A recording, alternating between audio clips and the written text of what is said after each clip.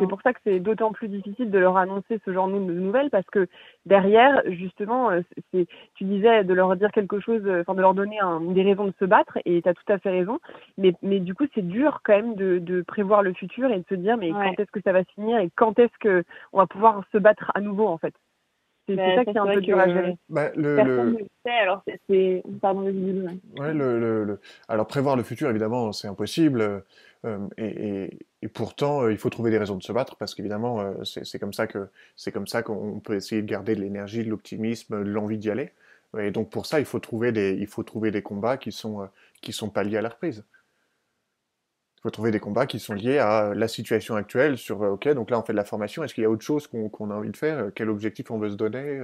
Qu'est-ce qu'on peut faire, qu'est-ce qu'on peut faire maintenant en fait? Il faut regarder Oui, c'est ça, capitaliser sur l'existant, en fait. Exactement, exactement. En fait, nous, on parle souvent de cercle de préoccupation et de cercle d'influence. Le cercle de préoccupation étant un très grand cercle, c'est toutes les choses qui nous préoccupent. Et à l'intérieur, il y a un petit cercle qui est le cercle d'influence. Dans ces cas-là, qui est beaucoup plus petit. Et dans ces cas-là, il faut se concentrer sur le cercle d'influence. C'est qu'est-ce qu'on peut faire? Ouais, Ok, ouais, c'est tout à comme fait. ça. Et alors ça, C'est évidemment, ce qu'il faut faire avec nos croyances. exactement. Et c'est probablement pas juste après l'annonce que tu vas arriver à ça. Pour certaines personnes, ça va arriver assez vite, mais il va y avoir une gestion émotionnelle, enfin une espèce de, enfin, un deuil à faire voilà, de tout ce que vous aviez réussi à négocier, Oui, que c'est vous ça, c'est un attendiez. deuil, en fait. Exactement. Exactement, c'est ça, c'est un deuil, en fait.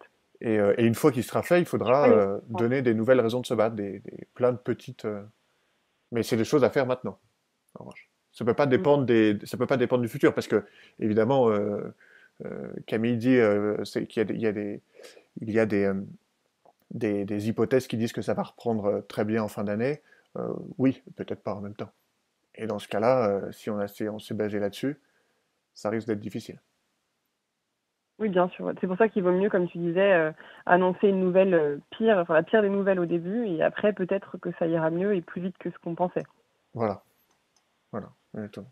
En tout cas, l'idée, c'est pas évidemment de prendre que les scénarios les plus optimistes des économistes, Ouais, c'est pas du ouais. tout l'idée.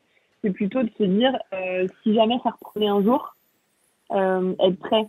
Après, ça veut pas dire qu'il faudra pas accompagner la courbe de deuil. Il y aura sûrement un moment, tu vois, de transition où elles vont se sentir un peu d'être résignées, fatiguées, lassées. Enfin, tu vois, toute une palette d'émotions comme ça, et puis ça repartira.